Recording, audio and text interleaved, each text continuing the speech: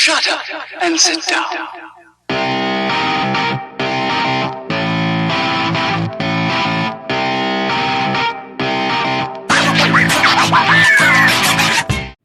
After spending almost an entire year riding around Australia, I can now understand why Captain James Cook sailed right around the continent and chose the Sydney Basin as the first English settlement. It's not just its beautiful beaches that stretch from Cronulla in the south to Palm Beach in the north, but it's part of it. It's not just its several deep water harbours including Port Botany, Broken Bay and Sydney Harbour, but it's part of it. It's not just it's surrounded by iconic mountain scenery such as the Illawarra Escarpment to the south and the Blue Mountains to the west, but it's part of it. And it's not just it's got one of the most agreeable climates, whose winters are only slightly more uncomfortable than an English summer, but it's part of it. Sydney has the status of being Australia's financial centre, as it has both the Australian Stock Exchange and the headquarters for all the major banks, including Reserve Bank of Australia. Its status of being Australia's most populous city has convinced 2/3 of all foreign companies to open their regional offices here. Its status as a global city, ranking it as number 11 in the world for economic power, attracts half of all Australian tourists through its international airport. And its status as a global icon, with a harbour bridge and opera house and a huge flotilla of private boats, making Australia's most recognisable, busiest waterway. 50 years ago, Sydney may have been seen as the leading city in Australia, but since then, the manipulation of the housing market has seen the residents become debt and tax slaves. They need to earn enough money to pay the outrageously high mortgage costs, often forced to live in old and run-down houses with no extra money for improvements, because every cent is going to the government and the banks. Most of my peers who chose the housewife and kids path in life are commuting 3 or 4 hours a day to jobs they can't stand with people they don't like, living in fear that one day the wife will kick them out, leaving them with nothing but alimony payments. Today, Sydney is the world's second most expensive city, only behind Hong Kong, with the highest amount of wages going on accommodation. Many Sydney-siders have fled the high cost of living, and are now the city relies on a large influx of migrants to keep the population stable. The pressures in this town are amazing, and after spending the last year living all over this country, I now know that almost everyone else around here has a higher quality of life than the under 50s do here in Sydney. I've lived in this city almost my entire life, and I never thought I would call anywhere else home, but now I realise that staying here is a fool's errand. Leaving Canberra on a clear sunny morning after spending nearly 2 weeks living in the nation's capital. I left my accommodation with an empty light on, but still managed to make the 20 kilometres to fill up in New South Wales. Passing the full Lake George was an interesting experience.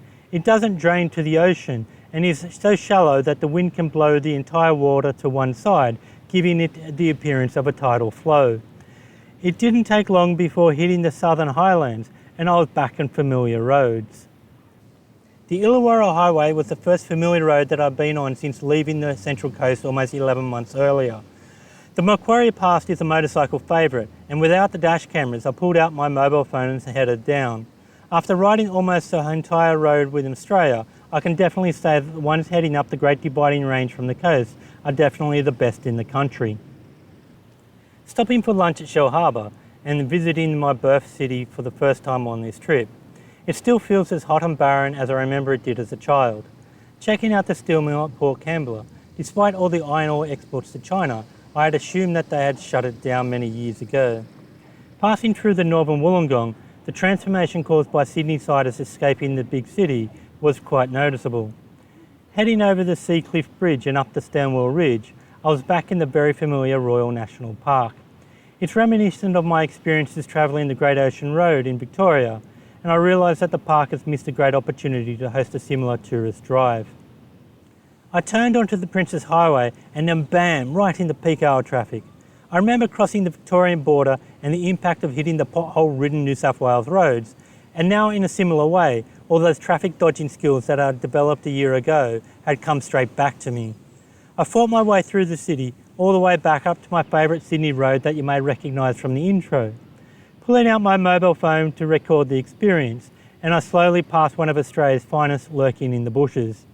It's interesting, a side note, that if I still had the dash cameras, and I may have ridden straight past that speed trap and ended up getting a huge fine.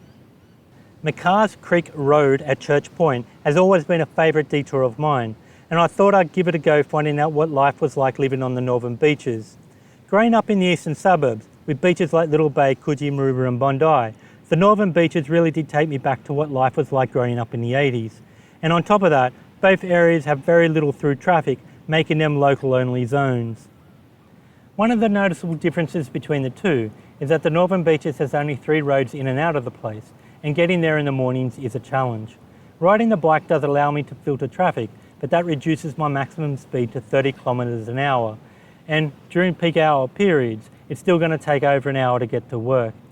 Although there are more green spaces in the north, with bush turkeys and possums wandering around the place, the spider webs are everywhere. Living in the treetops is more of an effort, and it only takes a couple of days before the paths are full of leaves. I remember as a child watching the TV series Home and Away. It's a local soap opera set in the holiday suburbs of Broken Bay and filmed in the northern beaches. And now, in the 30 years since then, Palm Beach has become so expensive that it's hard to believe that anyone can afford a holiday home around here, and I really can't afford to stay either. After getting a $1,200 major service, I can well and truly notice the difference in vibrations with the tractor oil that was put in there during the Adelaide service and the smoothness of the expensive oil that I got from everywhere else, including Broome. When I set out on this journey, I didn't think that after 36,000 kilometres around Australia, the bike would still be in such good condition. I initially assumed that after the big lap I would wear it out to the point that I wouldn't be worth selling. I suppose it's helped not having any major accidents along the way. After lugging the Starlink satellite dish all the way around Australia on the back of a motorcycle and it only falling off twice, surprisingly it still works. But in the end, it turned out to be much more of an effort than it was worth.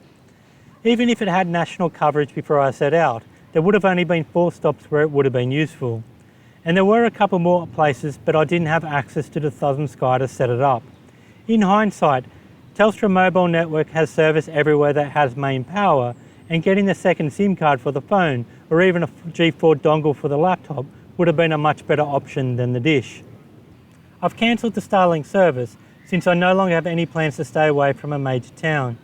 I don't think it'll be useful keeping it with me, and I don't think I can take it overseas, and most of America is already oversubscribed. I think moving into the future, I'm better off just continuing with Vodafone and getting a prepaid bonus SIM from a local dominant carrier if anywhere it doesn't work. The drone took a tumble, and that's the second Mini 3 drone that I've destroyed so far. After breaking the first one so easily, I purchased a CAD refresh plan for the second, meaning this time it's only going to cost me another $100 to replace. I was trying to take a picture of Kampachi, 4 times winner of the Sydney to Hobart yacht race and current champion.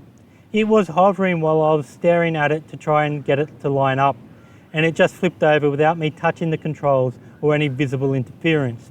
It's hard to explain what happened. I was keeping it away from the cliff edge. The experience made me wonder if DJI needed to boost sales by adding the little bug into the latest update.